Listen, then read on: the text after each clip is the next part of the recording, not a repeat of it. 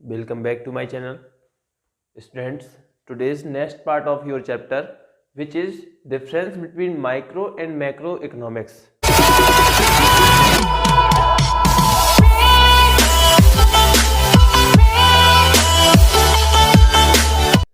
जैसा कि अभी हमने आपको बताया था कि माइक्रो से जो मैक्रो बुक है उसमें क्या आपको स्टडी करनी है, क्या क्या उसके स्कोप थे, उसका क्या इम्पोर्टेंस था। अब यहाँ पे एक छोटा सा टॉपिक आता है जो कि आपके एग्जाम से रिलेटेड एक क्वेश्चन पूछा जा सकता है। बहुत ही नॉर्मल क्वेश्चन है जो आप 11th में पढ़ते चले आए हैं, माइक्रो मैक्रो का डिफरेंस। लेकिन जो 11th में आपने लिखा था उसमें थोड़ा सा आप मैक्रो को नहीं जानते थे। अब आप 12th में हैं तो आप माइक्रो ऑलरेडी पढ़ चुके हैं, तो उसकी डेफिनेशन तो आपको आनी ही चाहिए। साथ ही साथ आपको मैक्रो के क्या वेरिएबल हैं, क्या इसके कंपोनेंट्स होते हैं, आप क्या क्या इसकी थ्योरी पढ़ते हो, तो ये सारी चीज़ें आपको डिटेल में डिस्कस करना होता है अगर ये 3 से 4 नंबर में क्वेश्चन आता है तब। देखिए, माइक्रो इकोनॉमिक्स की सिंपल डेफिनेशन है, it is the study of individual economic economic unit of the economy, जिसको हम लोग प्राइस थ्योरी के नाम से भी जानते हैं। इसका माइक्रो इकोनॉमिक्स का जो दूसरा नाम होता है, अल्टरनेटिव नेम है, वो है प्राइस थ्योरी। अच्छा, बात करते हैं माइक्रो थ्योरी, यानी माइक्रो इकोनॉमिक्स में कौन कौन सी आपको थ्योरी पढ़नी पड़ती है। थ्योरी मतलब कुछ प्रिंसिपल होते हैं, जो रूल्स होते हैं, उनसे रिलेटेड क्या क्या चीज़ें पढ़ते हैं। आप याद रखिएगा, आपने लॉ ऑफ डिमांड पढ़ा होगा माइक्रो इकोनॉमिक्स के तहत, आपने लॉ ऑफ सप्लाई पढ़ी होगी, डिटर्मिनेशन ऑफ प्रोड्यूसर इक्विलिब्रियम की प्रोड्यूसर इक्विलिब्रियम कहाँ पे होता है आपने पढ़ा होगा, जब आपको MC इक्वल MR के रहता है और इसके बाद MC जब बढ़ती हुई होती है, ये प्रोड्यूसर इक्विलिब्रियम की दो कंडीशन है। दूसरा है डिटर्मिनेशन ऑफ कंज्यूमर इक्विलिब्रियम, आपने देखा होगा जहाँ पे कंज्यूमर मैक्सिमम सेटिस्फेक्शन पे हुआ करता था। तो ये सारी चीज़ें क्या थी, आपकी माइक्रो इकोनॉमिक्स की कुछ थ्योरी थी। अब हम बात कर लेते हैं मैक्रो इकोनॉमिक्स की। मैक्रो इकोनॉमिक्स क्या है? It is that part of the economic theory which is the study of the problem at the level of economy as a whole. यानी यहाँ पे जो प्रॉब्लम थी माइक्रो में, वो किसी इंडिविजुअल व्यक्ति की हो सकती है, हमारी हो सकती है, आपकी हो सकती है, या किसी और पड़ोसी की हो सकती है। बट लेकिन जो मैक्रो लेवल की प्रॉब्लम होती है, पूरी इकोनॉमी की प्रॉब्लम कहलाती है वो। अगर इसकी प्रॉब्लम है, मैक्रो लेवल की प्रॉब्लम है, तो होल इकोनॉमी की प्रॉब्लम कहलाती है, जिसका नाम हम लोग दूसरा नाम भी रखते हैं theory of income and employment. इसका अल्टरनेटिव नेम होता है theory of income and employment. Simple सी बात है, आपको इन दोनों के नाम से 1 मार्क्स में भी क्वेश्चन पूछा जा सकता है कि प्राइस थ्योरी किसको कहा जाता है, तो आप बता दीजिएगा माइक्रो इकोनॉमिक्स से संबंधित वो वर्ड है, और जो theory of income and employment है वो आपका देखा जाए तो मैक्रो वर्ड से संबंधित है। अब बात करते हैं मैक्रो थ्योरी। मैक्रो इकोनॉमिक्स की कुछ थ्योरियाँ हैं, इसकी भी कुछ प्रिंसिपल्स हैं। वो क्या क्या है? इसमें theory of general price level पढ़ते हो, आप देखते हो कीमत सिद्धांत जो होता है उसमें किस प्रकार से जो मार्केट को है वो बैलेंस करता है या बैलेंस करता है, किस प्रकार से मार्केट को प्राइस से बहुत सारी चेंजेस देखने को मिलती हैं, प्राइस का क्या इम्पैक्ट आता है मार्केट पे। फिर थ्योरी ऑफ नेशनल इनकम, जो आपका दूसरा पॉइंट है थ्योरी ऑफ नेशनल इनकम। इसमें आप देखना चाहोगे कि हम लोग नेशनल इनकम को किस प्रकार से कैलकुलेट करना चाहते हैं, किस प्रकार से किया जाता है। इसकी डिटेल डिस्कस इसी की जस्ट पार्ट में आएगा आपका, मतलब इसके जस्ट नेक्स्ट चैप्टर में। फिर है इंटरनेशनल ट्रेड। ऑलरेडी आप लोग शायद टर्म 1 में पढ़ चुके हैं कि इंटरनेशनल ट्रेड जो होता है वो मैक्रो लेवल की थ्योरी होती है, किस प्रकार से हम लोग इंपोर्ट एक्सपोर्ट करते हैं, आप लोग इसको भी पढ़ चुके हैं। थ्योरी ऑफ इकोनॉमिक ग्रोथ, कि जो हमारी इकोनॉमी है वो ग्रोथ होती है तो किस प्रकार से होती है, उसको क्या क्या चीज़ें होती हैं, उसको कैसे मेजर कर सकते हैं हम लोग, ठीक है, उसको मेजर करने का क्या तरीका होता है, हम किसको देखें, हम लोग कैसे जाने कि ये कंट्री बहुत डेवलप है। जैसे कि हम लोग जानते हैं कि GDP को एक मेजर माना जाता है। फिर है थ्योरी ऑफ एम्प्लॉयमेंट, आपका जो थ्योरी ऑफ एम्प्लॉयमेंट है उसको भी आपको समझना है। तो ये कुछ आपके क्या थे, मैक्रो थ्योरी थी, यानी मैक्रो इकोनॉमिक्स की जो इसमें थ्योरी आप स्टडी करोगे। ये सब चीज़ें कुछ चीज़ें आपने जैसे टर्म 1 में कर भी रखी होंगी। बट अब बात करते हैं कि मैक्रो वेरिएबल हम कैसे समझेंगे कि ये मैक्रो लेवल का है कि माइक्रो लेवल का है। सिंपल सी बात है, जैसे हम यहाँ पे बात करते हैं अगर माइक्रो की, तो माइक्रो में अगर हम डिमांड ऑफ अ कमोडिटी, अगर हम एक वस्तु की बात करते हैं, सिंगल कमोडिटी की बात करते हैं, उसकी डिमांड की बात करते, तो आपका माइक्रो कॉन्सेप्ट होता। ऐसे ही हमें लोग एक ही कमोडिटी की सप्लाई की बात करते, तब भी वो क्या होता, आपका माइक्रो कॉन्सेप्ट होता। अब उसमें देखा जाए तो हम किसी एक कमोडिटी की प्राइस की बात करते, तो वो भी आपका माइक्रो कॉन्सेप्ट होता। और साथ ही साथ एक प्रोड्यूसर के द्वारा अर्न किया गया प्रॉफिट की भी बात करते तो वो भी आपका माइक्रो कॉन्सेप्ट होता। बट अगर हम देखें मैक्रो वेरिएबल्स में, तो मैक्रो वेरिएबल्स में क्या होता है कि आपकी जो डिमांड होती है वो एग्रीगेट में होती है। एग्रीगेट मतलब आपका टोटल डिमांड जो उस इकोनॉमी में मांगा गया है, डिमांड करी गई है।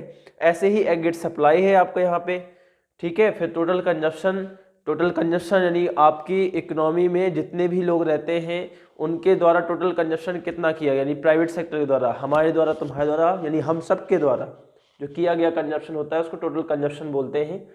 टोटल सेविंग का मतलब भी आप समझ सकते हैं, सिंपल सी बात है कि पूरी मैक्रो लेवल की बात है तो सभी की सेविंग को मिलाकर के टोटल सेविंग कहा जा सकता है। फिर है आपका एम्प्लॉयमेंट ऑफ रिसोर्सेज, कि हम लोग जो रिसोर्सेज हैं अपने पास अवेलेबल हैं उनको किस प्रकार से यूज कर पा रहे हैं। ये सारी चीज़ें आपको माइक्रो एंड मैक्रो में डिस्कस कर चुके हैं हम लोग। इसको आप लोग चाहे तो एक स्क्रीनशॉट लेकर के आप इसको लर्न कर सकते हैं। और रही बात इसका जो इससे रिलेटेड एक क्वेश्चन आता है वो ये पूछता है, ये तो बहुत कॉमन सा क्वेश्चन होता है, हर कोई लिख के आ जाता है, बट इसमें जो एक क्वेश्चन आने वाला है आप अभी से नोट करके रख लीजिए। वो पूछता है कि माइक्रो और मैक्रो कैसे इंटरडिपेंडेंट है। इंटरडिपेंडेंट का मतलब होता है कि क्या माइक्रो मैक्रो के बिना काम नहीं चल सकता, या मैक्रो का माइक्रो के बिना काम नहीं चल सकता। अगर नहीं चल सकता तो क्यों नहीं चल सकता, उसको कैसे इंटरडिपेंड है आप एक्सप्लेन करिए। चलिए, जैसा कि हमारा नेक्स्ट टॉपिक है आपका interdependence of micro and macro economics. आपको जानना है कि जो माइक्रो और मैक्रो इकोनॉमिक्स है वो आपस में किस प्रकार से एक दूसरे पे इंटरडिपेंडेंट है। इंटरडिपेंडेंट का मतलब कि कहीं ना कहीं माइक्रो के लिए आपको मैक्रो लेवल की आवश्यकता होती है, उसके कंपोनेंट्स की आवश्यकता होती है, उसकी स्टडी की आवश्यकता होती है। ऐसे ही मैक्रो की स्टडी के लिए माइक्रो लेवल की स्टडी होती है। अब आइए हम जानते हैं डिटेल में कि यहाँ पे क्या कह रहा है। Both micro and macro interdependence, एक दूसरे पे इंटरडिपेंडेंट है। Micro is not always restricted to the individual.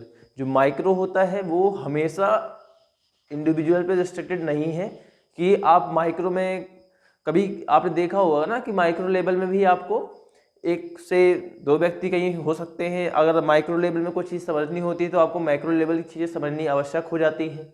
ऐसे ही आप ये भी जानते हो कि मैक्रो डील करती है एग्रीगेट्स के साथ, बट एट स्मॉलर लेवल। हो सकता है कि स्मॉलर लेवल में भी आपको देखने को मिल सकता है मैक्रो लेवल डील करती है स्मॉलर के साथ। तो यहाँ पे जानेंगे कि दोनों इस प्रकार से जो इस स्टेटमेंट को कहा गया है वो कैसे ट्रू है।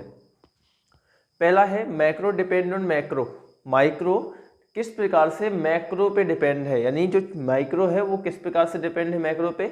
जैसे कि हम जानते हैं change in aggregate at macro level does impact the economic unit at the individual level. अगर हम देखें कि कुछ भी अगर हम चेंज करते हैं मैक्रो लेवल पे, यानी मैक्रो लेवल पे कोई भी डिसीजन लेते हैं उसका इम्पैक्ट कहाँ पे पड़ता है, छोटी छोटी चीज़ों पे पड़ता है। यानी माइक्रो डिपेंड करती है मैक्रो पे। जैसा कि हमने यहाँ पे एग्जाम्पल लिया है कि जैसे एक कंट्री में पूरा overall increase in the overall taxes, अगर हमने पूरी कंट्री की सभी चीज़ों पे टैक्सेस को इंक्रीज कर दिया तो मालूम है क्या होने वाला है, आपकी सभी जो चीज़ें हैं, टीवी है, ये सारी चीज़ों की वैल्यू इंक्रीज हो जाएगी। यानी यहाँ पे देखा जाए कि जो हमने टैक्स लगाया था वो मैक्रो लेवल पे लगाया था, लेकिन उसका इम्पैक्ट कहाँ पड़ने वाला है, आपका एक एक व्यक्ति की जो कॉस्ट है उस पर पड़ने वाला है। यानी उस व्यक्ति की कॉस्ट पड़ने का कारण क्या था, वो मैक्रो लेवल पे लगाया गया टैक्स। यानी माइक्रो जो हम हैं, इंडिविजुअल है, उस वो किस पे इम्पैक्ट किया, वो देखा जाए तो उसका इम्पैक्ट मैक्रो के द्वारा हो रहा है। इस प्रकार से माइक्रो किस पे डिपेंड कर रही है, आपकी मैक्रो पे। अगर टैक्स ज़्यादा लगाए जाएंगे तो हम लोगों की कॉस्ट ज़्यादा इन्फ्लुएंस होगी, टैक्स कम लगाए जाएंगे तो कहीं ना कहीं हम लोगों की जो प्राइसेस है वो थोड़ा सा कम इम्पैक्ट होगी। तो इस प्रकार से माइक्रो डिपेंड ऑन मैक्रो, ये आपका कॉन्सेप्ट है। आप इसको चाहे तो आप एक स्क्रीनशॉट ले लीजिए और ये सारी चीज़ें आपको उसमें शो करके आनी है। चलिए सेकंड पढ़ते हैं, macro depend on micro economics. अब हम बात करते हैं मैक्रो जो है वो माइक्रो पे कैसे डिपेंड है। अरे भाई, हमने यही सोचा था कि हम लोग माइक्रो की स्टडी करते करते हम मैक्रो पे पहुंचते हैं। यानी हमें अगर हम नहीं मिलेंगे, दो चार लोग और नहीं मिलेंगे, तो हम लोग अपनी इनकम से ही तो कंट्री की इनकम निकालते हैं। तो यहाँ पे आपको ध्यान देना है कि मैक्रो डिपेंड करती है माइक्रो पे। यानी जैसे जैसे हम इंडिविजुअल की स्टडी करते हैं तो आपको कहीं ना कहीं उससे एक एग्रीगेट निकल के आता है। Decision at macro level depend on decision at macro level. जो भी हम लोग डिसीजन लेते हैं, यहाँ पे माइक्रो लेवल होना चाहिए था। Decision at macro level depend on decision at micro level. जो मैक्रो लेवल के डिसीजन लेने पड़ते हैं वो उसका कारण होता है कि हम लोग को माइक्रो को टारगेट करना होता है। और change in the variable eight micro level, या तो हम उसको चेंज करना चाहते हैं, वेरिएबल को चेंज करना चाहते हैं, इसलिए हम लोग डिसीजन मैक्रो लेवल पे लेते हैं। Does impact the economic unit at the macro level, और जिसका इम्पैक्ट हमें देखने को मिलता है हम लोगों को करना पड़ता है मैक्रो लेवल पे ताकि हमारा माइक्रो चेंज हो सके। जैसा कि यहाँ पे aggregate demand depend on the demand of individual.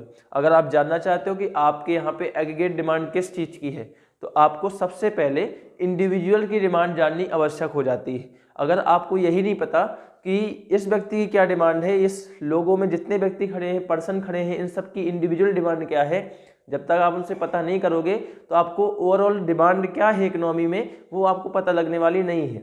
दूसरा एक एग्जाम्पल हमने और दे रखा है कि national income of a country.